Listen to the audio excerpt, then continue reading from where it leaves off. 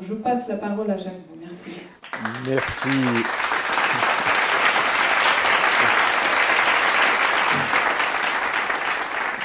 Merci Irina, merci pour l'invitation au dialogue franco-russe. Je commence à être habitué à ce public qui est particulièrement passionné et je dois dire émouvant, à plus d'un titre. Et c'est un plaisir pour moi d'être avec vous ce soir pour parler de quelques points de l'actualité que nous avons discutés, mais qui permettra, qui pourra être complété par votre question par la suite.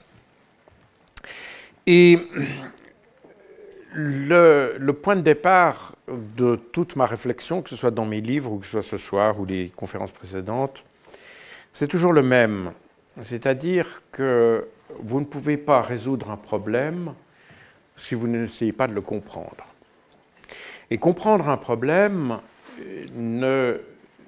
suppose ne pas se laisser tenter par les sirènes de la propagande et de l'information biaisée qui nous est servie particulièrement dans les conflits qu'on a actuellement. C'est valable pour l'Ukraine aujourd'hui dont nous parlerons, c'est également valable pour le conflit israélo-arabe, où finalement on finit par observer ces conflits comme étant un jeu ou une guerre entre le bien et le mal, entre le blanc et le noir, entre le bon et le mauvais, etc.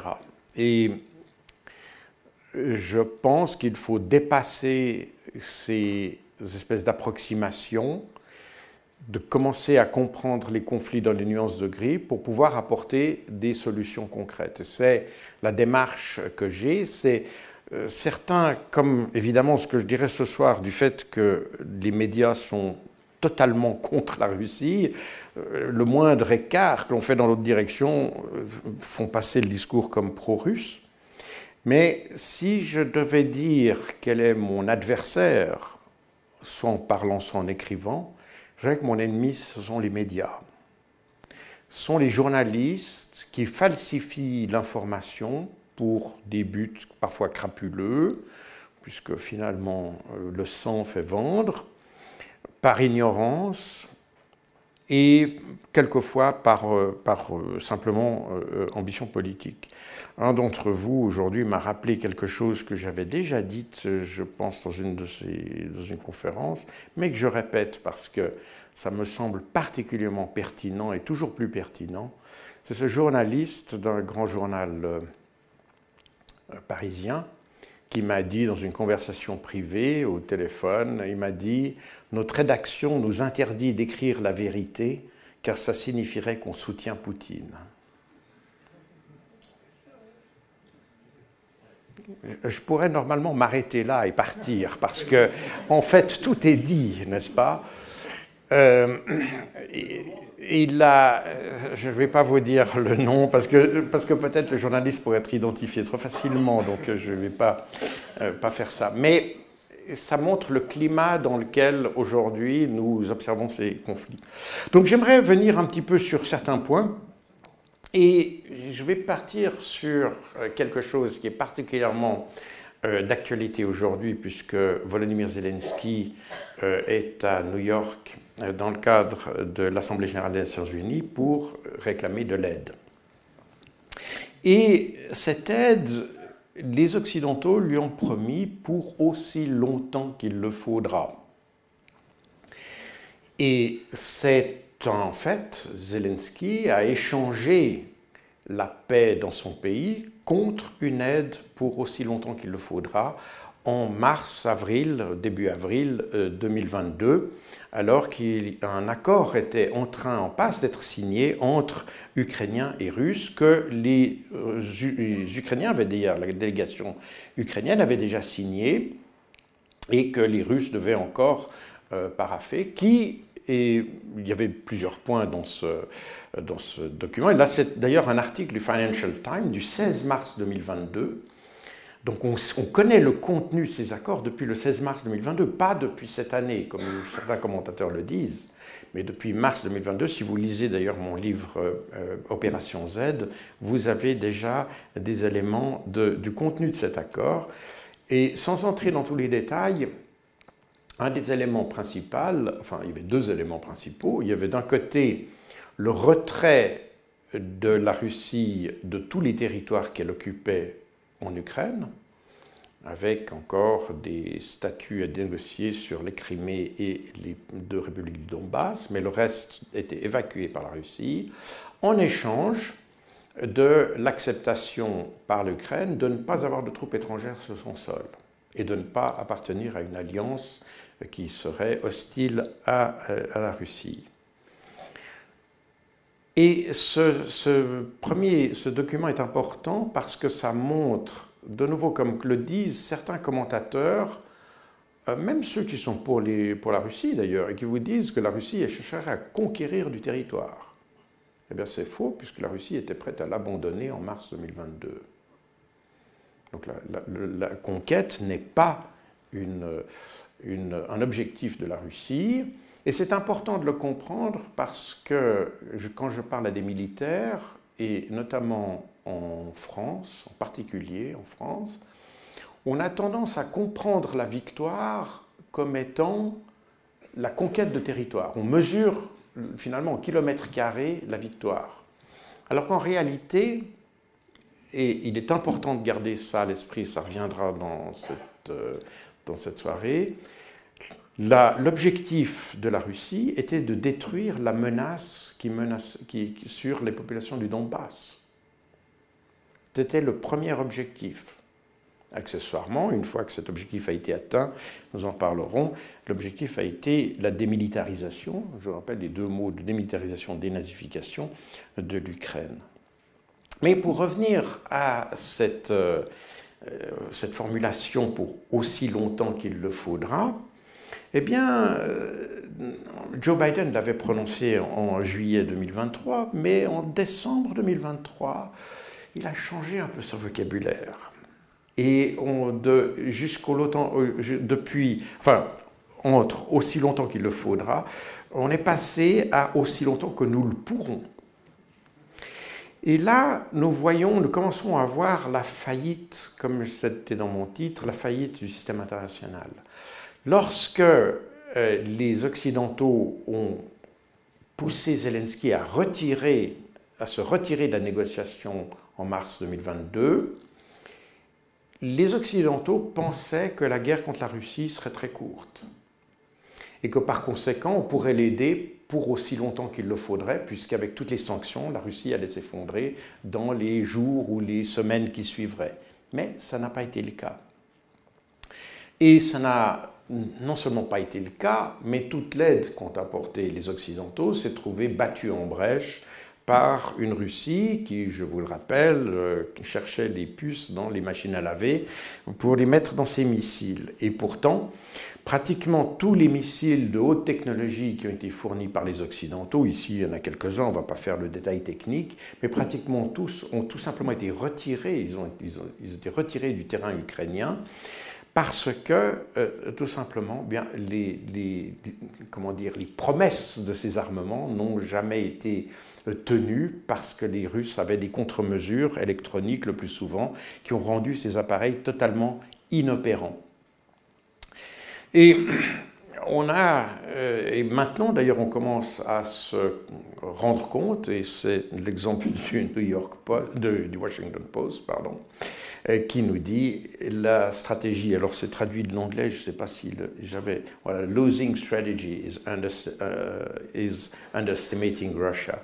Donc le fait de sous-estimer la Russie est une stratégie perdante. Voilà. Et c'est là que, aujourd'hui, mais vous voyez que c'est seulement après 2 ans et demi de guerre qu'on s'aperçoit de ça. Et là, il y a quand même des questions à se poser sur nos élites. Et ça se voit à tous les niveaux. L'Union européenne a voulu s'impliquer en facilitant ou promouvant la production de munitions pour l'Ukraine. Thierry Breton nous promettait la production d'1,7 million de pièces d'obus en réalité pour la fin de cette année, et ils n'y sont absolument pas parvenus, et ils sont simplement arrivés à obtenir une multiplication des prix des armes, et les obus d'artillerie, par exemple le 155 mm qui est très recherché, eh bien il a un prix qui a été multiplié par 6, par 8, pardon 6, j'y arriverai, par 6, simplement parce que quand l'Union européenne a commencé à aller chercher cette munition, eh bien la loi de l'offre et de la demande a fait que le prix des munitions a augmenté, etc. Et du coup, la promesse européenne de fournir toutes ces munitions a été impossible parce qu'on n'arrivait plus à payer le prix des munitions, parce qu'on en a évidemment provoqué la hausse. Et non seulement ça, mais les munitions qu'on a fournies, eh bien, l'Ukraine s'est plainte sur la mauvaise qualité des munitions qu'on lui fournit.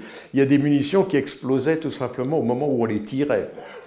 Alors, ce n'était pas vraiment le but de l'opération, mais les prix extrêmement élevés que les Occidentaux étaient prêts à payer pour cette munition a fait que des pays qui avaient des vieux restes de munitions les ont allègrement vendus à l'Union européenne, même si cette munition était périmée et non fonctionnelle. Donc, on voit que nous avons fait des promesses sans savoir exactement quelle pouvait être la portée des promesses qu'on faisait et des capacités que l'on avait. Et on constate aujourd'hui d'ailleurs que les Occidentaux ne sont même plus en mesure de soutenir l'effort de guerre qu'on avait promis à l'Ukraine. Et je ne résiste pas à l'envie de vous présenter l'exemple du Mirage 2000, qui avait été annoncé en grande pompe par Emmanuel Macron comme un cadeau à l'Ukraine. Et il l'avait fait déjà en 2023, et le porte-parole des forces aériennes ukrainiennes avait déclaré qu'en fait, ces Mirage 2000 étaient plutôt un problème qu'autre chose. Parce que quand on envoie un avion, un système d'armes complexe comme un avion de combat, et c'est déjà un problème avec les F-16, avec la différence c'est que les F-16, il y en a beaucoup, donc on peut construire une logistique autour de plusieurs dizaines d'avions, puisque c'était ce qui était promis à l'époque. Je crois qu'il n'y en a que moins d'une dizaine qui ont été livrés jusqu'à maintenant, mais bon... admettons que tous viennent, ça devient logique. On arrive à créer une logistique sur quelque chose où il y a du nombre. Mais pour les quelques Mirage 2000 que Macron voulait offrir, comment voulez-vous construire une chaîne logistique autour de ça? C'est pas possible. Et c'est pour ça que les Ukrainiens y voyaient plus un problème qu'une solution. Et ça montre d'ailleurs le manque de réflexion, parce que moi, je ne sais pas comment fonctionne la France aujourd'hui. À l'époque où je travaillais, alors vous allez me dire c'est la Suisse, c'est vrai, c'est un peu différent, mais en principe, le ministre prenait quand même conseil des militaires avant de faire des déclarations. Donc, je ne sais pas d'où Macron, enfin qui conseille Macron pour ce genre de choses. Et ce que je dis, et c'est constatation sur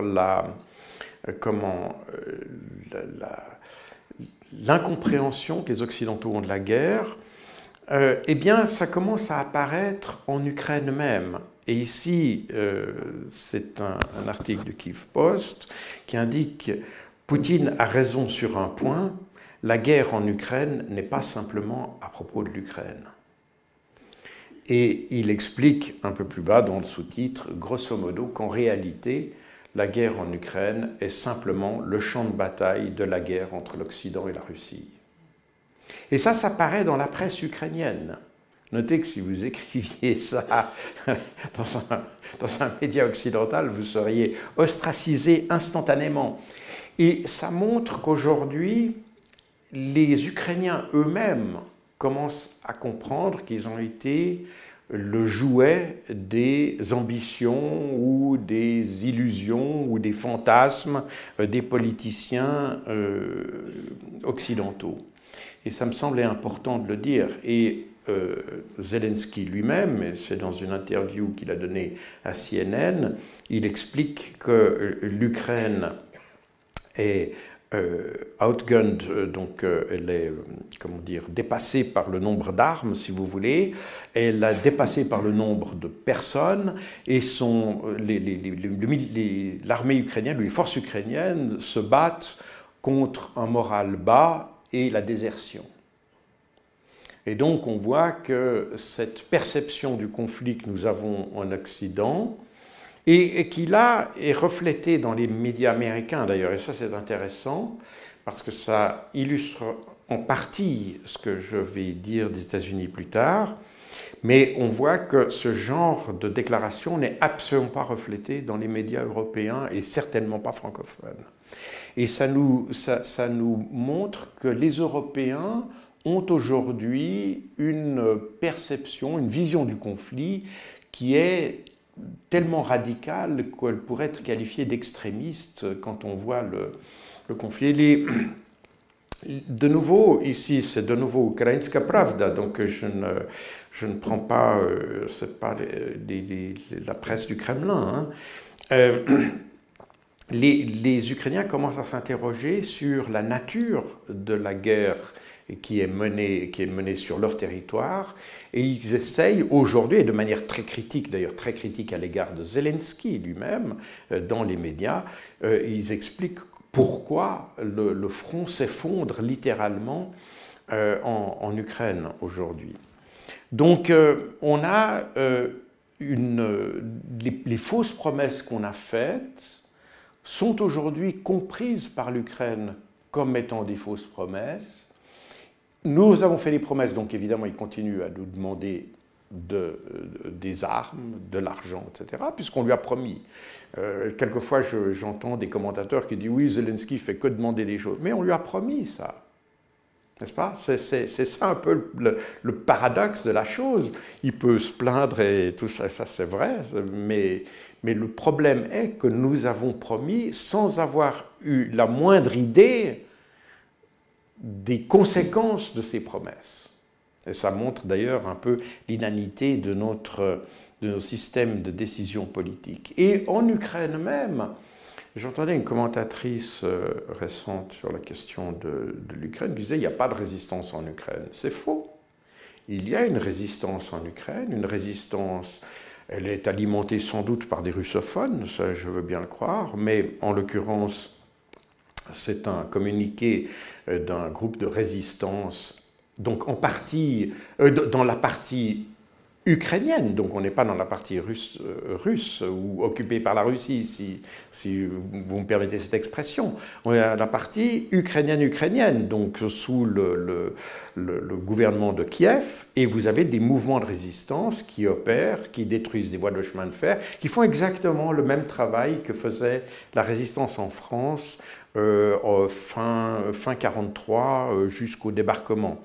C'est-à-dire d'indiquer où étaient les forces allemandes à l'époque, ukrainiennes aujourd'hui, de détruire les dépôts de munitions, de détruire les convois de munitions, etc. Et c'est exactement ce même travail qui est fait journellement par la résistance à l'intérieur de l'Ukraine. Et puis, à côté de ça, vous avez une résistance que je dirais citoyenne, on pourrait dire, qui n'est pas nécessairement russophone, qui est même simplement ukrainophone, et qui est la résistance au recrutement forcé. Et ce recrutement forcé induit des comportements alors qui deviennent extrêmement inquiétants, puisque les TCC, donc c'est les organes de recrutement justement, et ils commencent à brutaliser, pour ne pas dire torturer, les gens qui refusent d'être envoyés sur le front. Et ici, c'est une chaîne Telegram ukrainienne d'ailleurs qui le mentionne, où on a pratiquement, il mentionne une centaine de gens qui avaient disparu littéralement, qui avaient été éliminés par l'armée ukrainienne elle-même. Donc on est dans quelque chose qui dans une forme de conflit qui a pris une dimension tragique, évidemment sur la ligne de front, ça c'est ce qu'on entend tous les jours, mais qui a pris une dimension tragique à l'intérieur de l'Ukraine même. Et je n'aborde même pas ici les questions économiques, la faillite de l'économie tout simplement, qui fait que les gens ont des conditions de vie toujours plus dures dans ce pays. Et de nouveau, Zelensky aujourd'hui est obligé de reconnaître cette situation. Et dans une interview qu'il a accordée à CNN, il disait « il ne sert à rien d'aligner des brigades », parce qu'on lui demandait « pourquoi vous n'avez pas autant de brigades, pourquoi vous n'avez pas autant d'hommes sur le front ?» Il dit « mais ça ne sert à rien d'aligner des brigades si la moitié n'ont pas d'équipement ». Parce qu'il manque de l'équipement. Les Occidentaux ne sont plus en mesure de fournir l'équipement dont auraient besoin les Ukrainiens. Notre base industrielle militaire n'est pas capable de fournir ça. Et ici, Zelensky raconte, alors il force sans doute le trait, mais néanmoins, il dit que lorsque la Russie utilise 12 obus d'artillerie, les Ukrainiens n'en utilisent qu'un seul. Donc on a une supériorité de 1 à 12 en matière d'artillerie. Vous noterez que ce n'est pas très différent quand vous lisez mon livre Opération Z. Au début du conflit, on avait grosso modo à peu près les mêmes rapports. Donc on constate que la situation n'a pas vraiment évolué favorablement et les Ukrainiens sont finalement toujours dans une situation difficile.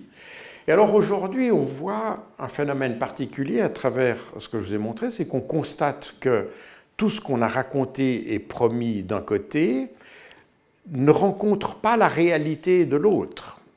Donc on commence à avoir une réalité qui vient s'affronter au narratif. Et du coup, on doit renforcer le narratif.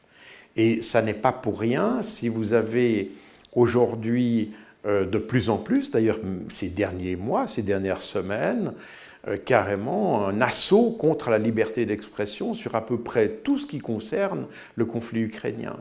Parce que tout simplement, on a vécu, et c'est une particularité d'ailleurs du conflit ukrainien, on pourrait le voir aussi sur le conflit palestinien d'ailleurs, c'est le narratif est devenu l'élément central de la guerre.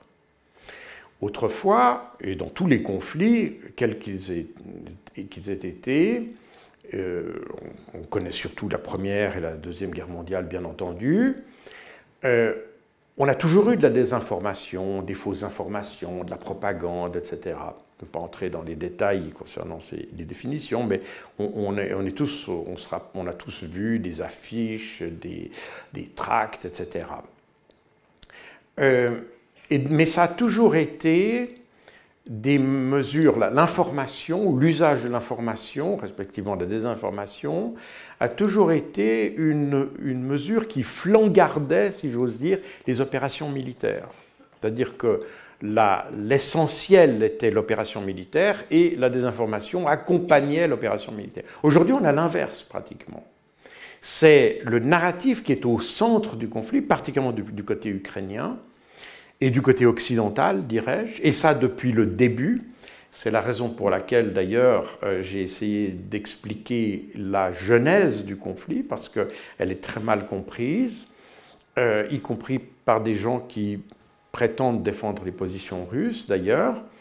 On comprend mal ça, parce personne n'a vraiment s'était forcé d'essayer de comprendre ce qui s'était passé entre 2014 et 2022. Et particulièrement dans les premiers mois de 2022, mais enfin bref, on ne va pas revenir là-dessus. Et les Occidentaux ont dû finalement s'appuyer sur ce narratif pour justifier l'effort de guerre, respectivement le soutien qu'ils ont apporté à l'Ukraine. Et ça conduit à une guerre qu'on a menée sans savoir dans quel but. Et ici, c'est un extrait, alors c'est une vidéo, normalement je ne vais pas la passer ici, mais je vous recommande d'aller la voir sur YouTube, on la trouve, ce n'est pas très long à vrai dire. C'est une audition du secrétaire à la Défense, Lloyd Austin, en avril de cette année, auprès des comités des forces armées du Congrès. Et un sénateur lui demande « Comment est-ce que vous définissez la victoire de l'Ukraine, puisqu'on veut atteindre la victoire de l'Ukraine. Comment est-ce que vous la définissez? Et Lord Austin est incapable d'articuler une définition de ce qu'on pourrait appeler victoire pour l'Ukraine. Et ça a été repris d'ailleurs dans certains médias, des American Conservative, qui n'est pas, contrairement à ce qu'on indique, n'est pas nécessairement républicain, mais il constate qu'effectivement, l'administration Biden n'a pas de définition de la victoire. Donc on ne sait pas ce qu'on veut atteindre. Et à partir du moment où vous commencez à aider un pays à faire une guerre dont l'objectif n'est pas connu, vous n'avez aucune chance de la gagner, quelle que soit la définition que vous preniez. Et ça, c'est un élément qui est quand même essentiel, parce que finalement, le narratif est devenu un substitut à la stratégie, si vous me passez l'expression. Alors, je prends l'exemple ici, c'est un exemple qui m'a assez amusé, parce qu'il concerne évidemment la radio-télévision suisse, qui nous dit, dans un article de juillet, du 14 juillet de cette année, qui nous dit, sur le champ de bataille ukrainien, l'équipement militaire est de plus en plus obsolète. Et c'est précisé dans l'article, la production russe d'armement peine à combler les pertes de matériel. Alors, je ne sais pas comment les journalistes helvétiques fonctionnent, parce que en février, le Guardian, qui est très anti-russe, déclarait déjà que la production militaire ukrainienne était beaucoup plus élevée que prévu. Russe, pardon, la production russe était beaucoup plus importante que prévu et inquiète les planificateurs de guerre européens. En juin, NBC News raconte exactement la même chose. La production d'armes de la Russie est en fait augmentée de façon spectaculaire. Et le 21 juillet, donc une semaine après ce qu'a écrit le journaliste suisse, Le Monde même, ce qui n'est pas peu dire, s'inquiète de l'ampleur du réarmement de la Russie. Donc, on voit que, et ça n'est pas tout, puisque tout récemment, Vladimir Poutine a indiqué, et c'est la presse ukrainienne, nota bene, qui le relève, que la production de drones, qui était de 140 000 unités en 2023, passera en 2024 à 1,4 million de drones produits. Donc on voit que l'écart qu'il y a entre le narratif qui est proposé par nos médias et la réalité est considérable. Et aujourd'hui, et c'est pour ça que j'ai voulu mettre cette séquence et cette constatation du Kyiv Independent, parce que les Ukrainiens s'aperçoivent que les Occidentaux racontent n'importe quoi. Et ça influe d'ailleurs sur la question qu'on va traiter tout à l'heure, de ce fameux plan de la victoire. Et quand on parle du narratif, et j'ai parlé tout à l'heure du problème de conquête, de nouveau je reprends l'exemple d'un article pris sur la presse suisse qui nous parle de la conquête du Donbass, qui serait, selon Vladimir Poutine, la priorité numéro 1 pour la Russie. Alors c'est tiré d'un discours de Vladimir Poutine. Alors je suis allé sur le site du Kremlin pour voir ce que Vladimir Poutine... Parce que le mot « conquête » m'a surpris. Conquête signifie que vous voulez prendre du territoire. Et comme je l'ai dit tout à l'heure, ce n'est pas l'objectif des Russes. Et effectivement, quand je vais sur le texte russe, c'est Освобождение. Donc c'est la libération. Et c'est très différent qu'une conquête, parce que la libération vise à la destruction de ce qui est sur le territoire, pas la prise de territoire. C'est donc bien la destruction du potentiel qui est visée. Et c'est important de le rappeler parce que on est, et je l'ai décrit dans un de mes livres, je pense que c'est le dernier sur l'art de la guerre russe, qu'on est dans une situation asymétrique. Pour les Occidentaux, la victoire est associée à la notion de terrain, c'est-à-dire un peu ce qui explique en partie seulement, l'intervention ukrainienne à Koursk, par exemple. Parce que pour eux, le territoire est un gage de victoire. Alors que pour les Russes, ça n'est pas le territoire, c'est le potentiel. Ils sont dans une démarche clausewitzienne où pour gagner la guerre, il faut détruire les forces de l'adversaire. Ce n'est pas le terrain qui compte. Le terrain se récupère toujours, les troupes jamais. Ce que vous perdez en hommes, vous ne le retrouverez jamais. Ce que vous perdez en terrain, vous pouvez toujours le récupérer. D'ailleurs, l'histoire de la Deuxième Guerre mondiale nous le montre très très bien. Et c'est exactement dans ce même état d'esprit. Donc quand on traduit conquête, libération par conquête, on est volontairement dans la désinformation. Et surtout, on introduit une mauvaise compréhension du conflit, parce que comme on l'a vu d'ailleurs pendant tout le conflit, les Ukrainiens s'accrochent au terrain, et les Russes détruisent ceux qui s'accrochent au terrain. Donc finalement, d'une certaine manière, le discours occidental ne fait que faciliter le travail de l'armée russe d'une certaine manière. Et ça, ça confirme exactement ce que disait le général Sourovikine, qui était le commandant en chef des forces russes en Ukraine jusqu'en mars-avril 2023. Il disait « Notre stratégie est différente, donc différente de la première phase de l'opération, où, si vous vous rappelez, ils avaient avancé très rapidement dans la profondeur du territoire ukrainien, jusqu'à la hauteur de Kiev, etc. » L'idée était non pas de prendre Kiev comme l'ont raconté nos stratèges ou pseudo-stratèges, mais simplement pour fixer les réserves ukrainiennes et éviter qu'elles aillent renforcer les forces du Donbass, qui restent l'effort principal du conflit. Je ne veux pas entrer dans les détails militaires, mais je pourrais venir sur ces détails si vous me posez des questions par la suite. Donc, en octobre 2022, les Russes ont clairement expliqué qu'ils avaient une stratégie différente. Nous ne recherchons pas une grande vitesse de progression, nous ménageons chacun de nos soldats et broyons méthodiquement l'ennemi qui avance. Notez bien, l'ennemi qui avance. Le but, ce n'est pas de prendre du territoire, c'est de broyer l'ennemi. Et c'est ce que, en fait, les Occidentaux ont poussé les Ukrainiens à faire par leur narratif. Et c'est là où on a aujourd'hui, on voit que l'inanité du narratif, eh bien, a conduit, a poussé l'Ukraine dans la mauvaise direction. Alors je ne résiste pas non plus de montrer ça, parce que vous savez que tout le monde est à l'affût de la désinformation russe. Chaque fois que vous exprimez quelque chose qui semble en faveur de la Russie, c'est de la désinformation. Et donc les Britanniques ont mis sur pied une structure qui s'appelle l'Integrity Initiative.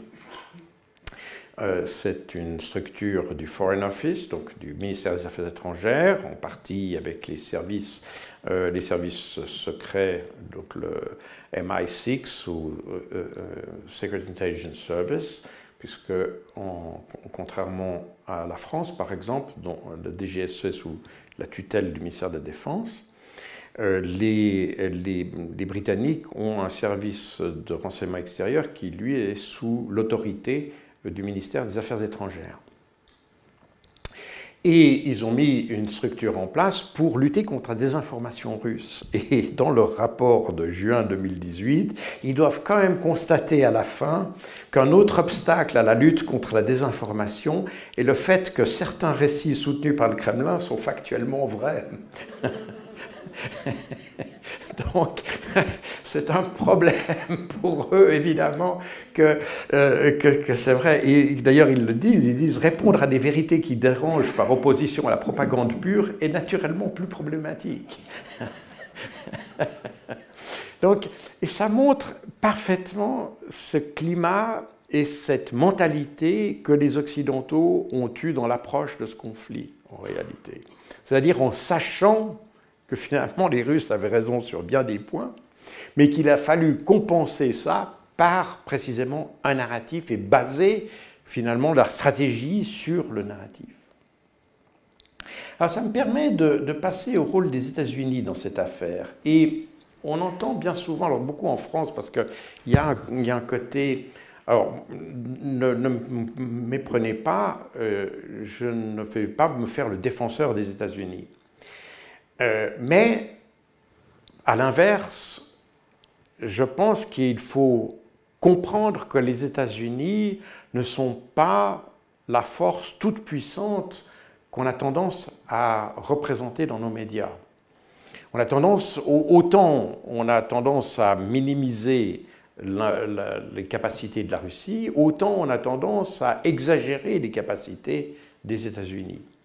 Alors, de nouveau, ceux qui ont lu mes livres savent ce que je pense des États-Unis, donc il ne doit pas y avoir de doute là-dessus. Mais ça doit, de nouveau, pour comprendre et résoudre un conflit, il faut voir ça à sa juste dimension et éviter les positions partisanes.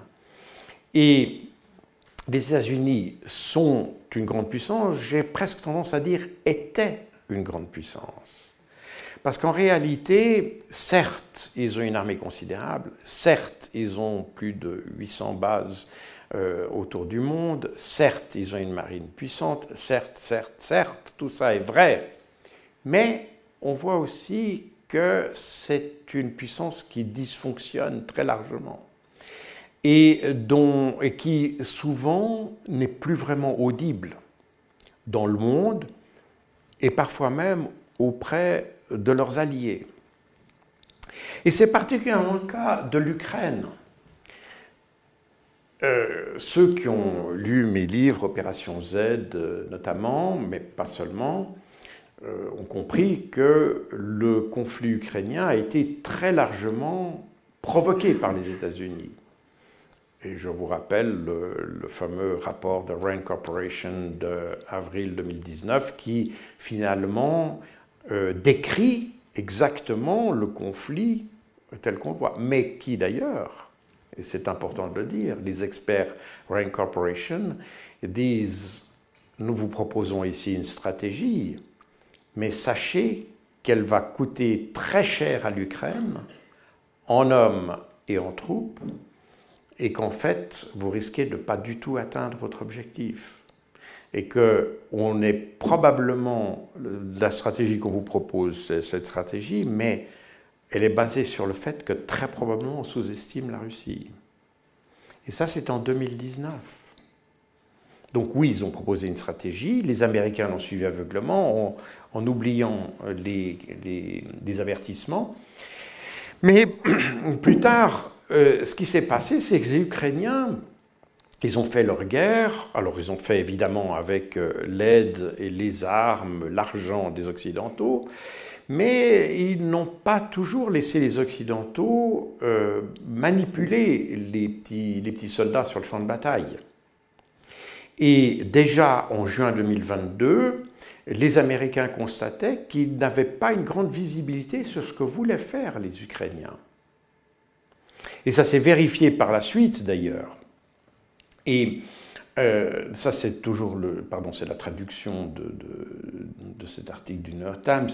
Mais et les Américains se sont aperçus dès la fin 2022 qu'ils n'avaient pas une bonne visibilité, que les Ukrainiens probablement n'étaient pas dans une position aussi favorable, et les Américains, dès novembre 2022, ont incité les Ukrainiens à se rapprocher, pas se rapprocher de la Russie, mais à se rapprocher d'un dialogue avec la Russie, d'ouvrir la porte à un dialogue avec la Russie, avec la Russie. Parce qu'ils sentaient bien que le conflit n'allait pas pouvoir s'éterniser aussi longtemps. Et on se rappelle qu'à la fin 2022, alors que l'armée ukrainienne avait été démilitarisée une première fois en mai-juin 2022, puisque c'est à ce moment-là que Zelensky dit « on n'a plus d'armée et on dépend des Occidentaux » à partir de ce moment-là. Donc l'objectif de démilitarisation qu'avait évoqué Vladimir Poutine le 24 février 2022 a en fait été réalisé une première fois de l'aveu même de Zelensky, d'une certaine manière, au début juin 2022. Et les Ukrainiens ont évidemment demandé du matériel, ils ont reçu un certain nombre de matériel dans le courant 2022, mais à la fin 2022, une nouvelle fois, le matériel qu'ils avaient reçu entre juin et la fin de l'année s'est trouvé détruit. Et donc, il a fallu passer la vitesse supérieure, si vous me passez l'expression, et demander des matériels plus sophistiqués. Et je reviendrai sur la question des matériels, mais il y a un autre aspect, c'est pour montrer que les Américains ne sont pas toujours aussi présents. Lorsqu'en mai de cette année, les Russes ont lancé leur offensive dans la direction de Kharkov, après les différentes attaques que les Ukrainiens avaient menées dans le secteur de Belgorod, les Russes ont essayé de créer une sorte comment dire, de zone tampon dans le secteur de Kharkov. Eh bien, alors qu'on a tendance à penser que les Américains voient tout, qu'ils connaissent tout, qu'ils surveillent très bien les Russes et qu'ils sont capables d'informer les Ukrainiens, eh bien, en réalité, les Ukrainiens ont été surpris. Les Ukrainiens ont été surpris parce qu'ils n'avaient pas vu venir cette offensive russe. Ce qui signifie que soit les Américains ne voient pas tout, soit qu'ils n'informent pas toujours les Ukrainiens. Et ça, c'est un élément qui est très important de comprendre parce que les Américains, je pense, et les militaires américains en particulier, je ne parle pas des politiques, je ne parle pas des Anthony Blinken, etc., qui eux sont des fanatiques. D'ailleurs, incidemment, c'est des gens qui viennent originairement d'Ukraine. Hein. C'est des gens dont la famille est originaire d'Ukraine. Victoria Nuland, même chose. C'est quelqu'un dont la famille vient de cette région. Et ce sont des gens qui ont manifestement des ressentiments qui sont, comment dire, plus profonds que simplement une gesticulation politique aujourd'hui. Et même le commandant en chef du Special Operations Command aux États-Unis disait que le Pentagone suivait la guerre en cours principalement à travers les yeux de nos partenaires des opérations spéciales britanniques, c'est-à-dire les SAS et ces gens-là. Donc ça veut dire que les Américains ont très peu de présence sur le terrain. Et ce n'est pas très surprenant en réalité, parce que c'est quelque chose que nous aborderons par la suite quand on parle des armes nucléaires, c'est que les Américains veulent éviter d'entrer en confrontation avec les Russes. Et ce n'est pas nouveau. En 1973, lors de la guerre du Kippour, lorsque dans la région du Golan, et la région qui surplombe Damas, les Israéliens étaient en mesure de lancer une offensive sur Damas. Mais à cette époque-là, Damas était protégé par des batteries de missiles antiaériens de type SAM-5, dont les servants étaient des soldats russes en réalité. Les Syriens n'avaient pas cette capacité, donc c'est les Soviétiques qui avaient mis des militaires à disposition des Syriens et qui étaient sur place. Et lorsque les Israéliens ont menacé finalement d'entrer en contact avec ces forces, c'est la CIA qui a informé le KGB britannique que les Israéliens s'approchaient de Damas, qu'ils avaient des opérations en vue sur Damas, de façon à ce que les Syriens puissent empêcher ça, parce que les Américains ne voulaient pas qu'un allié des États-Unis entre en contact avec des troupes soviétiques. Et c'est exactement le même phénomène qu'on a aujourd'hui. Les Américains veulent éviter à tout prix d'avoir des troupes qui soient directement avec la Russie, parce que ce sont deux puissances nucléaires, tout simplement. Et en mettant en confrontation directe les deux puissances nucléaires, on a un pas, si vous voulez, vers la possibilité. C'est la raison pour laquelle, lorsque Emmanuel Macron a évoqué l'idée d'envoyer des troupes françaises en Ukraine, les Américains lui ont dit non, non, non, non, c'est pas comme ça. Et des déclarations d'Emmanuel Macron ont littéralement, en anglais infuriated, mis en colère les Américains, parce qu'ils ne veulent pas que l'OTAN ou des pays de l'OTAN puissent entrer en confrontation directe avec la Russie, parce qu'à ce moment-là, on est dans une situation qui nous ramènerait très proche d'une confrontation nucléaire. Et je vous rappelle que, justement, j'ai dit que je reviendrai sur le matériel, lorsque, à la fin 2022, le général Zaloujny qui était alors chef des forces terrestres ukrainiennes, avait été interviewé dans The Economist, et puis il avait été à Washington aussi pour demander des chars. Les Américains lui ont dit non, vous n'aurez pas de M1 Abrams. Vous ne les aurez pas. C'est les Britanniques qui ont dit nous, on vous livrera des Challenger. Et c'est ce qui a forcé la main aux Américains, et c'est une semaine plus tard que les Américains ont dit bon, ben on vous donne quand même les Abrams. Mais la première réaction des Américains, c'était non, on ne vous en donne pas. Et ça a été d'ailleurs la même chose pour à peu près tout. Les Américains n'ont pas voulu, ils ont lancé ce conflit, ils pensaient que ce conflit allait se résoudre en quelques semaines grâce aux sanctions, par l'effondrement économique de la Russie, et probablement un mécontentement populaire qui aurait conduit à un renversement du pouvoir à Moscou. Et c'était ça l'idée en réalité.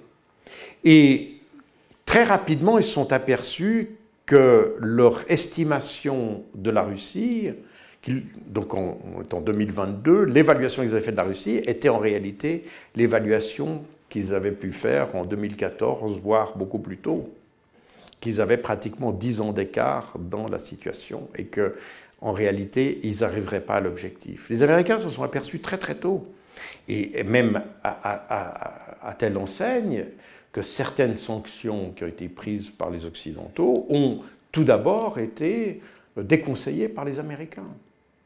C'est le cas, par exemple, de l'embargo sur les produits pétroliers. Aujourd'hui, on dit que c'est les Américains. Oui, bien sûr, après les Américains ont suivi le mouvement, mais au départ, les Américains ont dit ne le faites pas. Ne le faites pas, vous allez déstabiliser tout le marché pétrolier. Et c'est les Européens qui, finalement, sont quand même allés, parce qu'ils sont plus fanatisés que les autres, et les Américains se sont dit, bon, bah, puisque c'est comme ça, on y va. Et quand on parle de l'offensive de Koursk au début août de cette année, ici aussi, beaucoup de commentateurs ont dit, ah ouais, ça c'est les Américains, c'est les Britanniques qui ont planifié l'opération. Non. De nouveau, les Américains ne voulaient pas qu'on entre sur le territoire russe. Et d'ailleurs, comme le dit le Financial Times, l'Ukraine a franchi à la fois les lignes rouges de Moscou et de Washington. Et d'ailleurs, plus loin, quand on regarde dans le Financial Review, c'est une Ukraine agressive a franchi la ligne rouge de Washington. Les Américains ne voulaient pas que le conflit déborde sur la Russie. Parce qu'ils ont très bien compris que si le conflit déborde de cette manière, c'est la fin de l'Ukraine. Et vous comprendrez pourquoi tout à l'heure. Et là aussi, quand on a Ursula von der Leyen ou von der Leyen qui nous dit il ne faut pas négocier avec les Russes, il n'y aura pas d'apaisement, littéralement, il ne doit pas y avoir d'apaisement avec la Russie, eh bien, d'un autre côté, Lloyd Austin, le secrétaire à la Défense britannique, dit le conflit en Ukraine doit être résolu par un dialogue. Donc on voit que les Américains ont compris que ce qu'ils avaient voulu faire est un échec et que ça sert à tout ce qu'ils font maintenant ne fait qu'empirer une situation. C'est la raison pour laquelle je pense que les militaires américains souhaiteraient que ce conflit se termine. C'est pour ça aussi que lorsque les Britanniques ont annoncé, tout d'abord en février de cette année, puis ensuite sont revenus à la charge, l'idée d'utiliser leur missile Storm Shadow dans la profondeur du territoire russe, ce sont les Américains qui s'y sont opposés. Et de nouveau, là, je ne prends pas un article de la presse du Kremlin, comme diraient certains, mais c'est The New Voice of Ukraine. C'est dans un média ukrainien. Parce que, de nouveau, la problématique de ces missiles est que, aujourd'hui, d'ailleurs, comme on le savait depuis très longtemps, en fait, déjà à l'époque où j'étais dans les services de renseignement, et c'était la guerre froide, on savait que les Russes avaient une très claire supériorité en guerre électronique. Ça a toujours été leur dada. ils ont, dans toute la guerre froide, ils ont développé un instrumentaire, un instrumentarium, je ne sais pas comment dire en français, un instrumentaire électronique qui est absolument phénoménal et que je pense est insurpassé dans le monde. Et ça ne veut pas dire que c'est un système invincible, ça ne veut pas dire que c'est parfait, ça ne veut pas dire qu'il n'y a pas de trou dans la raquette, mais dans la technologie, c'est des technologies que les Occidentaux n'ont jamais réussi à égaler. Et une des capacités des Ukrainiens, alors, des Russes, mais là, les Occidentaux ont aussi certaines capacités quand même, c'est la capacité de neutraliser le signal GPS. C'est-à-dire que quand vous avez un missile qui est guidé par GPS, eh bien, les Russes peuvent l'envoyer n'importe où dans la nature, parce qu'ils arrivent soit à bloquer le signal GPS, soit le brouiller, soit à l'imiter, à imiter le signal GPS de façon à guider le missile dans un autre endroit. Ce qu'on appelle le spoofing. Et donc les Américains savent très bien ça. Par conséquent, envoyer des missiles n'a pas beaucoup d'intérêt stratégiquement parce que, au contraire, d'ailleurs, ça aurait plutôt tendance à montrer combien la technologie occidentale est faible par rapport aux capacités russes. Donc les Américains ne sont pas très chauds pour le faire. Mais en plus de ça, il y a un autre problème. C'est-à-dire que pour compenser cette capacité russe à détourner le signal GPS, il y a d'autres techniques qui sont incluses dans ces missiles, c'est-à-dire de charger dans le missile une sorte de, une topographie, de façon à ce que le missile puisse se reconnaître lui-même, son emplacement par rapport à la géographie. Donc si vous voulez, je simplifie un peu le propos, mais c'est que le missile est capable de voir, non pas par rapport aux étoiles ou étoiles artificielles, parce que c'est en fait ça qu'est un GPS, c'est un ciel artificiel, mais il se repère par rapport au terrain, par rapport au contour du terrain, il sait exactement où il est par rapport à la topographie. Et ce type de logiciel est un logiciel américain. Et par conséquent, si on veut lutter, on veut envoyer un missile comme ça sur de la profondeur du territoire russe, sachant que le signal GPS servira à rien, on est obligé de mettre un logiciel qui permet de reconnaître le terrain, qui est un logiciel américain. Et là, les Américains disent non.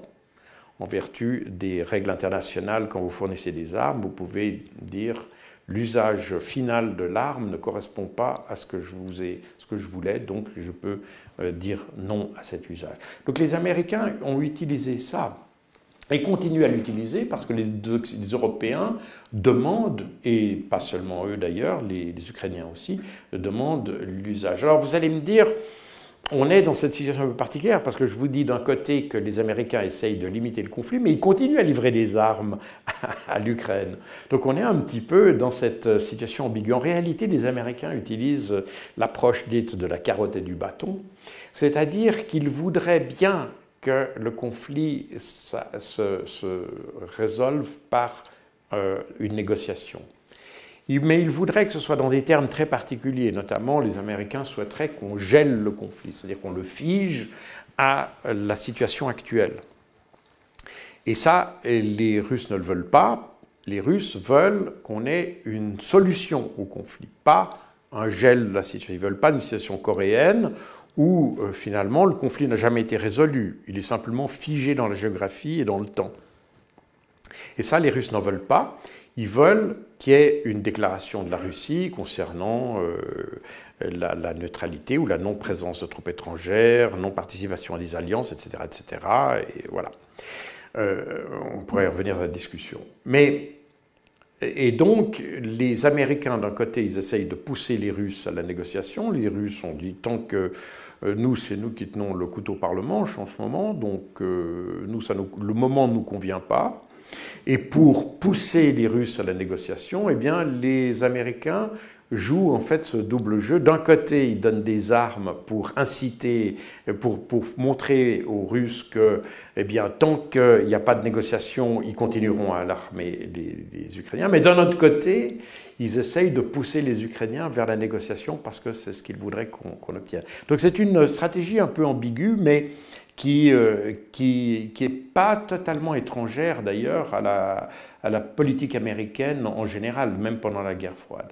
Alors quand on parle des frappes dans la profondeur, puisque c'est un des pas vers la question nucléaire, comme je l'ai dit, les Américains, enfin les Ukrainiens demandent, et c'est le cas du ministre de la Défense, Umerov, qui est allé à Washington pour demander aux Américains de la permission, en fait, de pouvoir utiliser les missiles qu'ils ont pour atteindre les objectifs à profondeur du territoire russe. Et les Américains continuent à mettre les pieds contre le mur. Alors, c'est intéressant de voir, d'ailleurs, la position russe, elle est très claire à cet égard, parce que et les Américains ont compris ça. Et c'est peut-être la raison pour laquelle les Américains résistent à l'idée d'une intensification du conflit, parce qu'ils savent très bien que ce sont les Russes qui ont la supériorité militaire actuellement. Et Lavrov a dit très clairement, plus vous fournissez des armes qui vont loin, plus nous, on va repousser la ligne à partir de laquelle ils peuvent lancer les armes. Donc, quand vous envoyez, si vous avez une arme qui va à 350 km, ben les Russes vont faire en sorte que la ligne de front soit à 350 km de leur territoire. Je simplifie, mais c'est un peu ça. Et là, alors c'est le seul document russe que vous verrez, mais c'est un bon document, c'est une carte. Je ne sais pas si vous voyez très bien sur cette carte, mais elle montre, en fait, on ne va pas entrer dans les détails, mais c'est une carte qui montre les différents types d'armes, ce que les différents types d'armes pourraient atteindre sur le territoire russe si elles étaient utilisées par les Ukrainiens. Et vous voyez ici, dans un rayon de 30 km, de 350 km à peu près, eh bien, on arrive déjà dans la région, là je vois, jusqu'à Smolensk par exemple, typiquement, on arrive ici dans la région de Liptik, je le dis très mal, et puis on arrive jusqu'à Novorossiysk, au sud. Donc on arrive quand même assez loin sur le territoire. Mais ça, ce n'est pas les armes les plus critiques, puisqu'il y a d'autres armes, notamment ces fameux missiles JSM dont on parle beaucoup ces temps. C'est en fait ça. C'est une sorte de missile de croisière qui va à relativement grande distance. Donc la version courte, qui est en fait ce que les Américains accepteraient peut-être de livrer aux Ukrainiens, elle va jusqu'à 370 km. Mais ce que voudraient les Ukrainiens, c'est évidemment les variantes qui vont beaucoup plus loin, jusqu'à près de 1000 à 1900 km. Donc on est déjà dans quelque chose qui va beaucoup plus loin.